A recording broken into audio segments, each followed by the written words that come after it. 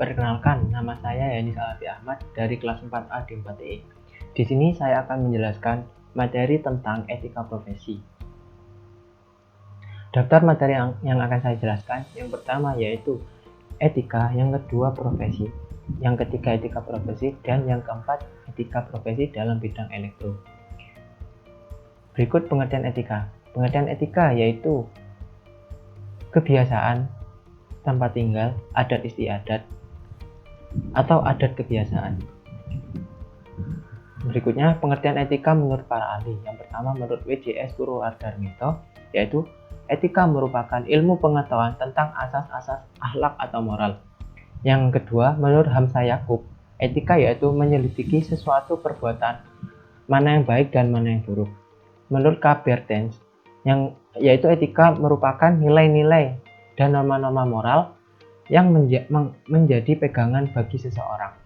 Yang keempat menurut Dr. Andes O.P. Simorangkir, yaitu etika merupakan pandangan manusia terhadap baik dan buruknya perilaku manusia. Yang berikutnya menurut Martin, etika adalah suatu disiplin ilmu yang berperan sebagai acuan atau pedoman untuk setiap individu. Fungsi etika ada 6. Yang pertama, hati nurani paling mengetahui kapan perbuatan individu melanggar etika atau sesuai etika.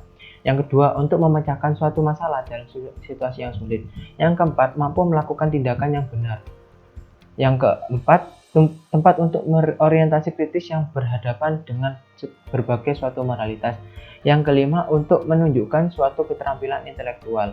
Yang keenam, untuk orientasi etis ini diperlukan dalam mengambil suatu sikap yang wajar dalam suasana. Macam-macam etika. Yang pertama ada etika deskriptif. Etika deskriptif di sini berusaha meneropong secara kritis dan rasional sikap dan perilaku manusia, apa yang dikejar oleh manusia dalam hidup ini.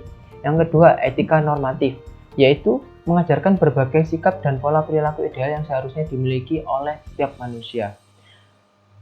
Etika umum, yaitu mengajarkan tentang kondisi-kondisi dasar-dasar bagaimana seharusnya manusia bertindak secara etis. Yang keempat, ada etika khusus, yaitu penerapan prinsip-prinsip moral dasar dalam bidang kehidupan. Etika khusus ini dibagi menjadi dua lagi, yaitu etika individual dan etika sosial. Etika individual ini menyangkut kewajiban dan sikap manusia terhadap dirinya sendiri, sedangkan etika sosial, sikap dan kewajiban serta pola perilaku manusia sebagai anggota masyarakat. Berikut bagan etika. Nah, etika sosial ini dipecah lagi menjadi etika sesama, etika keluarga, etika profesi, etika politik, etika masyarakat. Nah, etika profesi ini dapat dipecah lagi menjadi etika profesi dalam bidang biomedis, hukum, pengetahuan, pendidikan, dan lain sebagainya. Profesi.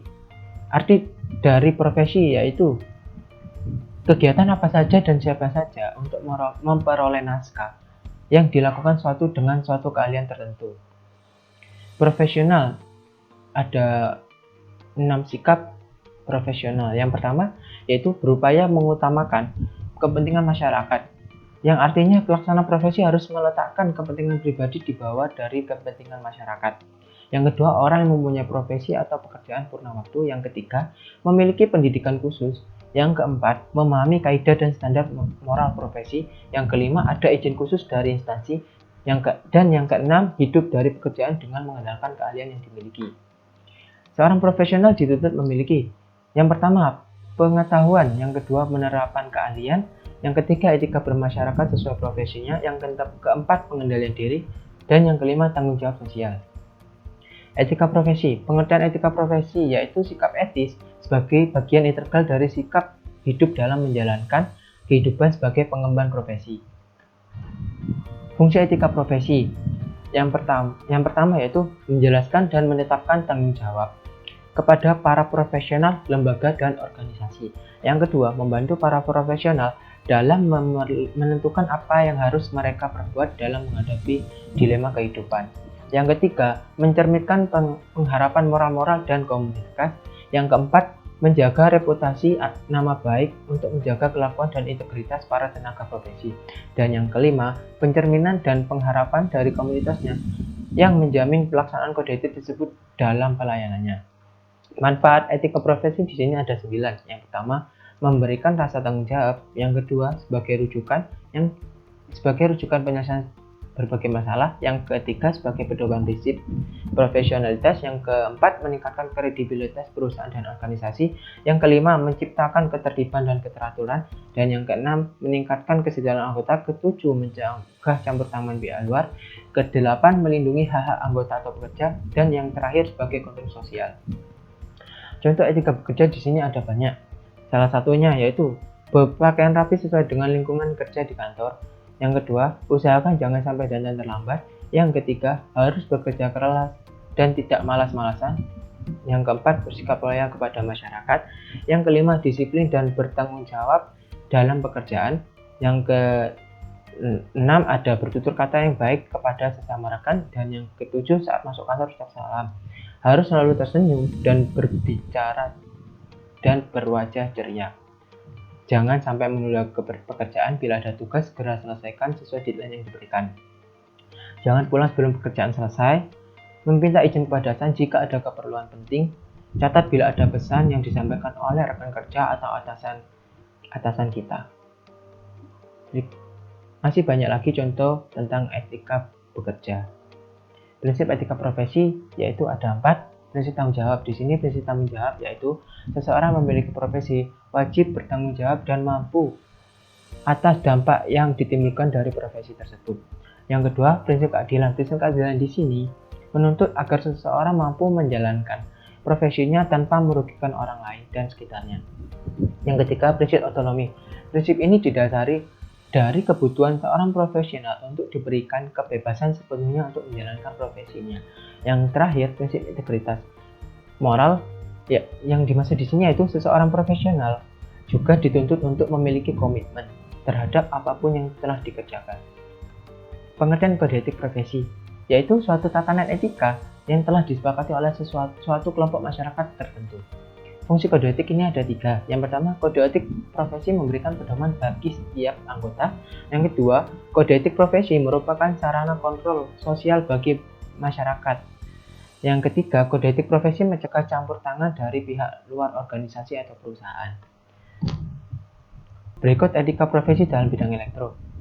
Kode etik menurut IEE atau Institute of Electrical and Electronic Engineering ini sudah ditetapkan terdapat 10 syarat. Yang pertama yaitu menerima tanggung jawab dalam pengambilan keputusan engineering yang taat asas keamanan, kesehatan, dan kesejahteraan. Yang kedua, menghindari konflik interest nyata atau yang terperkirakan sedapat mungkin.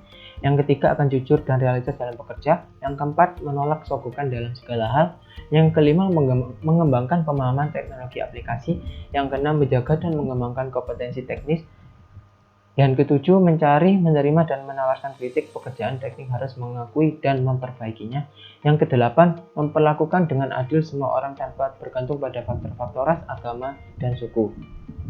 Yang kesembilan, berupaya menghindari kecelakaan pada orang lain, memiliki reputasi yang baik. Yang ke-10, membantu rekan sejawat dan rekan kerja dalam pengembangan teknologi profesi mereka yang mendukung mengikuti kode etik ini. Nah, di sini terdapat contoh etika bekerja dalam bidang elektronik. Contohnya, dalam bertanggung jawab atas apa yang komitmen yang telah kita lakukan sebagai profesi yang kita jalankan sebagai engineering. Contoh sikap, semisal kita mendapatkan suatu proyek dari klien yang kita ajak join. Nah, di sini kita harus wajib memperingatkan kepada pekerja agar supaya selalu berhati-hati dan menerima risiko apa yang akan dihadapi, serta melakukan sosialisasi kepada masyarakat yang ada di sekitar lingkungan pembangunan proyek tersebut. Nah, sekian dari saya. Semoga materi ini bermanfaat bagi kita semua. Jangan lupa like, comment, subscribe, dan lihat channel YouTube saya, Yani Salatin Ahmad. Terima kasih, dadah.